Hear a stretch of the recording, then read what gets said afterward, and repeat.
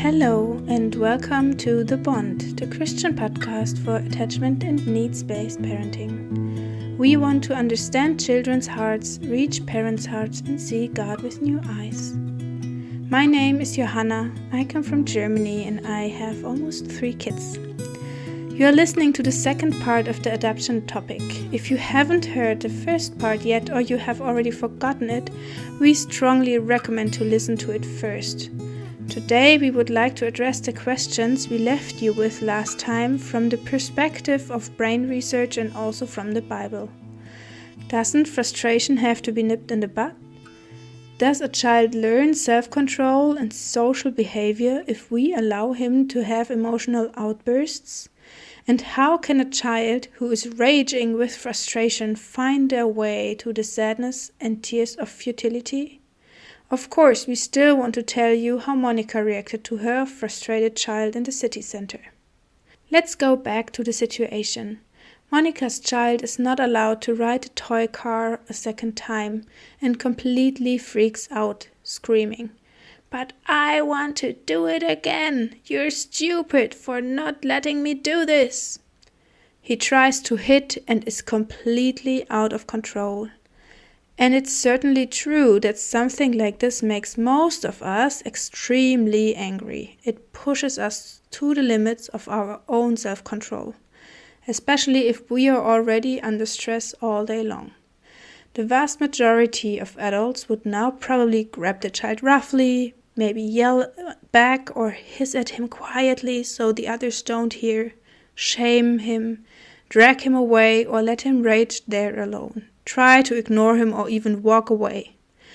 Most would punish him, giving a consequence so that he understands that such behavior is not reasonable and not acceptable. These are the most common strategies to deal with a child's frustration or unwanted behavior. Many of these courses of action are also recommended in parenting guides. Angry children are not welcome.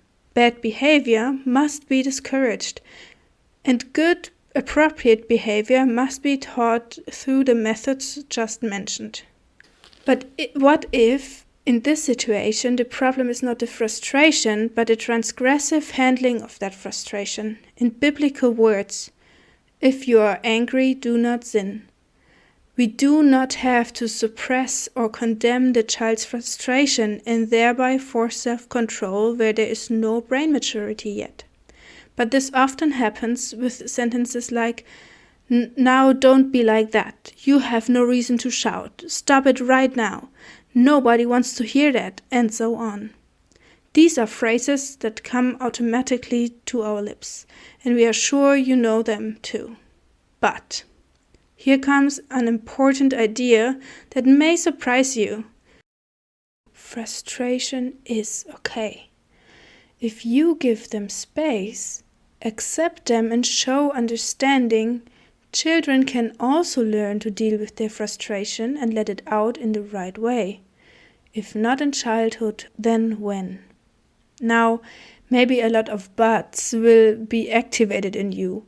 Where will we end up if my child throws themselves on the floor and screams everywhere and about everything? They will then learn to always act that way in order to get what they want. What are the others supposed to think if I don't have my child under control? You can let go of these beliefs because they are driven by a deep subconscious fear, and fear is not something we want in our parenting. The biggest fear is probably that this frustration of our child will get out of hand and he will remain rebellious and become antisocial, and therefore we try to vehemently suppress this frustration. And in doing so, we are only causing the opposite. Actually, it is paradoxical because we want to suppress the child's anger with our own anger. The child's frustration triggers a hidden anger inside of you that makes you do wrong things. But that's your problem. Don't take it out on your child. Your child is learning how to handle frustration from you. It is you who has to deal with frustration and find a healthy way to deal with it. It is probably obvious that trying to suppress frustration has no good long-term consequences, because we will be experiencing frustration throughout our lives. Therefore, it is even more important to find a healthy way of dealing with frustration when the situation cannot be changed. How does our child's anger turn into sadness? In this episode, we will only be able to give very rough answers, but over time we will go into much of this in more detail. To arrive at a vulnerable feeling of grief, your children need to have, first, you as their attachment figure. You are the answer to their greatest needs. Not what you do or know, but simply you. You should have the mature nervous system that can stay calm. With you, your children feel loved unconditionally and don't have to pull themselves together or stay strong, because like this grief can't arise. Trusting you, they can let go. Your children need someone who does not freak out right away, but can give them the same feeling that Jesus wants to give us. I stay with you. I am your rock, your refuge. And even if you are in the darkest valley, if you rebel against me, I am there. It doesn't change anything about my love for you. Come to me when you are tired and burdened. You never need to be afraid of me. This inner attitude is the first and most important point so your child can move from frustration to sadness. Second, a soft heart that has not been hardened by past situations. The process of hardening happens in the brain because of fear or of hurt or humiliation, or when the child encounters a lack of understanding towards his feelings. Children immediately sense if you feign understanding just to get them to stop whining, or if you really want to understand them. Third, time. Probably more time than we often feel is acceptable. And fourth, a safe space for vulnerability and the invitation to come into that space. We are convinced that our education should be motivated only by trust in our child and in the power of God's love. Attachment has the most decisive influence in the adoption process. First, the child gets the chance to feel frustration, and he has a mature attachment figure at his side who can regulate his feelings again. Someone who, through his presence, through an understanding attitude, empathetic facial expressions, and perhaps tender touches, can lead the child's overstrained nervous system back into rest mode, where the child can find his way to his vulnerable feelings and to his tears. Anyone who has had the chance to such outside regulation as a child has given their nervous system the time it needs to mature, and they will be able to handle strong feelings well in later life without losing control. They have developed true self-control. When small children still need help, and sometimes it seems as if they will never learn it, but maturity does not happen overnight. When the child grows up, he can then accept futility without breaking under it. Second, during the adoption process, we bond with our child best through loyalty and appreciation. These are the third and fourth levels of bonding. Children need someone who will not condemn them for lashing out or insulting others in their frustration, but who will love them unconditionally and stay faithfully by their side instead of paying like with like. This is where our loyalty to our children shows. Do we stay with them no matter what side of themselves they show? Parents show themselves easily loyal towards well-behaved children and cherish them. But Jesus says he loved us when we were still his enemies. Jesus does not abandon us when we sin. He holds fast to his covenant with us. He blesses those who curse him and goes after every person.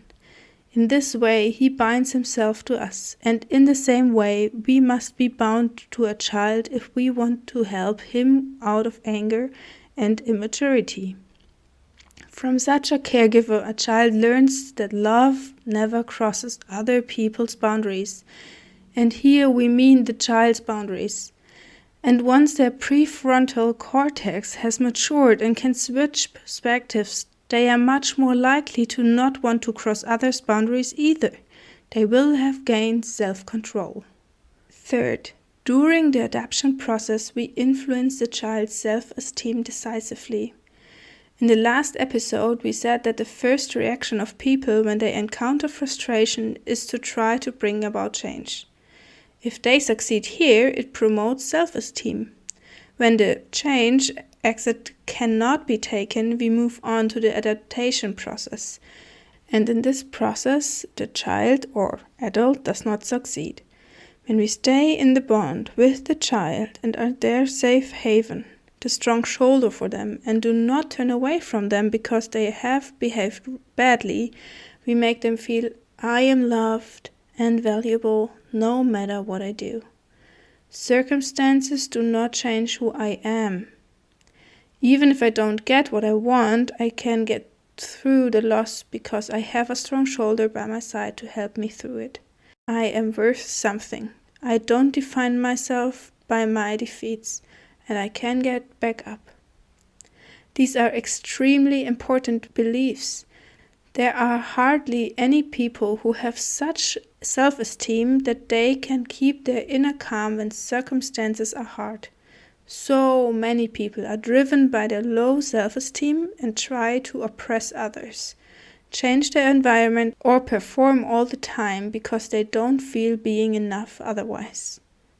That was quite a big information.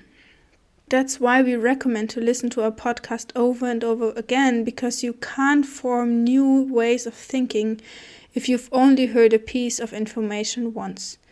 We want to get you thinking differently. For us, this has been going on for months now, and then even the knowledge of how best to react is not what makes us act maturely either. We believe that we will be in the process of maturation throughout our lives. The Bible calls it sanctification. We so often react out of anger and automatic behavior, virtually as immature as our children. But we have decided that we want to become free. And for that to happen, our hearts must rest in the love of God. It means that also for us as adults, it is true. When we lose self-control, God remains faithfully at our side. He does not go away. He does not forbid our anger. He does not suppress us or say we should be ashamed and finally behave in order to be worthy of Him. Quite often, however, that's exactly what we believe deep inside. This also accounts for things such as when we think we are separated from God because we have not done our devotion in the morning or because we have committed some sin or other. We often feel as if we first have to ask for forgiveness, deeply ashamed so that we can make God feel good about us again and reconcile Him with us. Then He can bless us and love us again and really accompany us during the day. Why do we think this way about God? From God's side, everything is always there. His love, faithfulness, His presence in our lives, His forgiveness, it is already there before we come to Him. Only that we lack faith in it. This is the problem. And that's why we have a very bad conscience. We plague ourselves with shame or fear that we might now be punished or go through the day without God. God wants us to rest in His love no matter what. Only by believing that He is always there, always loving and forgiving, does our potential and the love within us grow. And from that can come maturity from within. What happened in the situation with Monica and her son? Monica stood looking at her completely overwhelmed and actually helpless son who was in his frustration and could not pull himself together easily and quickly. He fought for the strong desire to drive the car. What thoughts are going through your head in such a situation? Maybe, Oh my, what is everyone else thinking now? I can't let my son behave like this, or I'll be a bad mother or father. You have to let go of all that. These are beliefs that control you, put you under stress, and prevent you from meeting your child with the right empathetic attitude and giving him what he really needs in the situation. Monica tried to imagine that no one was standing around her so that she could fully concentrate on her son. She tried to mirror to him how he must be feeling right now. You're really mad now, aren't you? You wanted so much to ride in this car too. And in a sad, disappointed voice she added, and I said no. With that, she gave her son's anger space and then tried to touch the tender feeling of sadness through her sad voice. That was all she said. To protect her and her son from other people's looks and comments, they went to a quiet place. Her son was screaming all the way, and she was sweating and wrestling with herself. She was so angry herself and would have loved to yell back. But that would never have led him to the tears of futility, and that's what she tried to keep bringing to her fogged mind. He is my son, and now he needs a strong, calm mummy. She tried again and again to show him understanding through facial expressions and posture. This is very important because when the emotional brain registers that there's someone who understands one's distress, one opens up to the caregiver, and the nervous system can regulate itself more quickly. And then Monica just let her son have his time. Allowing vulnerable feelings takes time. Sometimes children scream, "Go away, I don't want to see you." Then you should not impose your own presence or touch the child against his will. However, you can then say, "I'll be in the next room and you can call for me right away if you want me to come."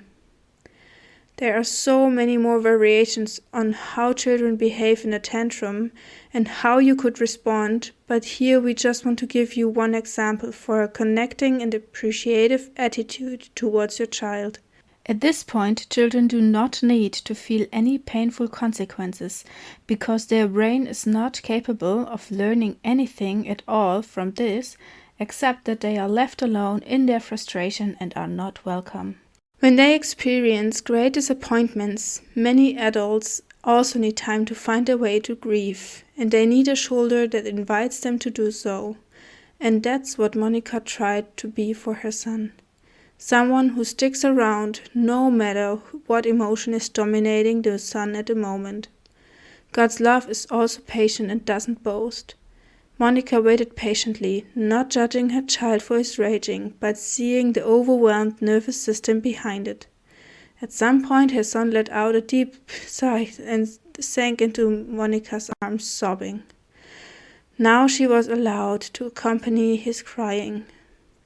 And here again it is so important to say, even grief must not be downplayed or deflected by, "That's enough crying now, it wasn't this bad, you are a strong boy," or "Look, I have some chocolate for you." Comforting means accompanying the crying, not stopping the crying. The child will stop it themselves when the adaptation process is over. The role here is simply to comfort by being there, just as the Holy Spirit is called our comforter. He takes us seriously, and this gives strength to be able to feel joy again.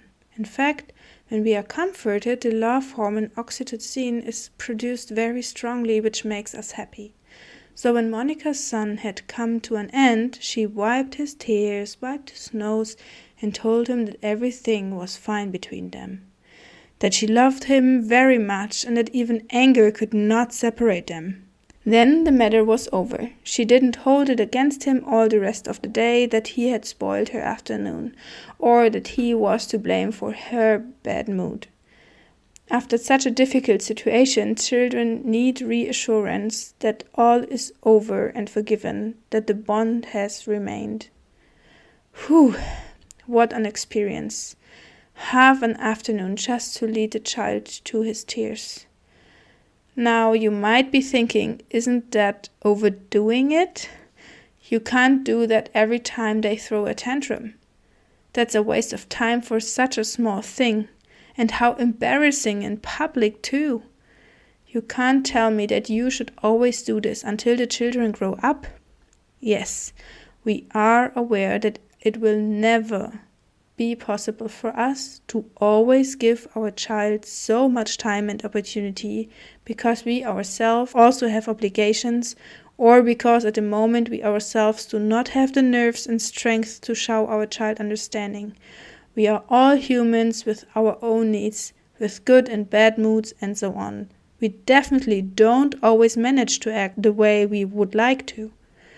And it is also not necessary to accompany every tantrum on the spot. Sometimes it is possible and also makes more sense to keep the child busy with something else first and then address the anger again at home, for example.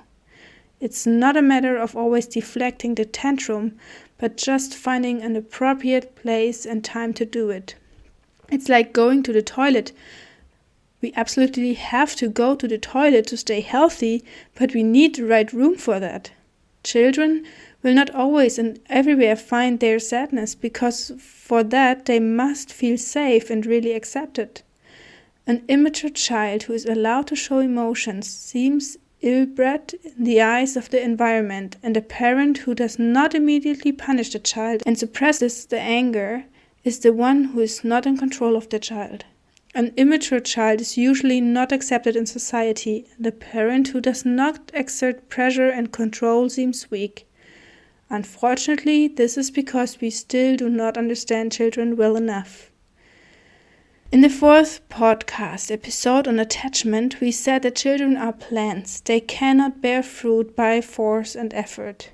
And this is why they cannot learn self-control by force. The fruit must come on its own from within.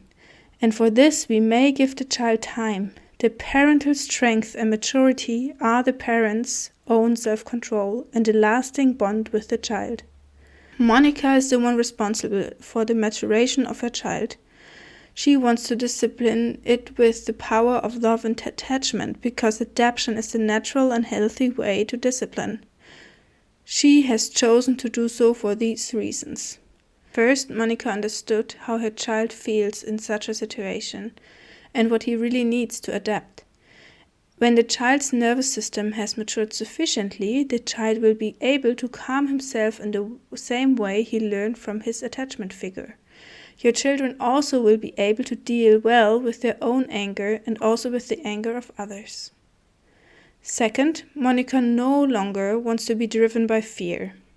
Neither by fear of what others say or think, nor the fear of her inner beliefs that her child would be spoiled if she didn't yell back on the spot or use violence, or I'm not a good mother when my child rages.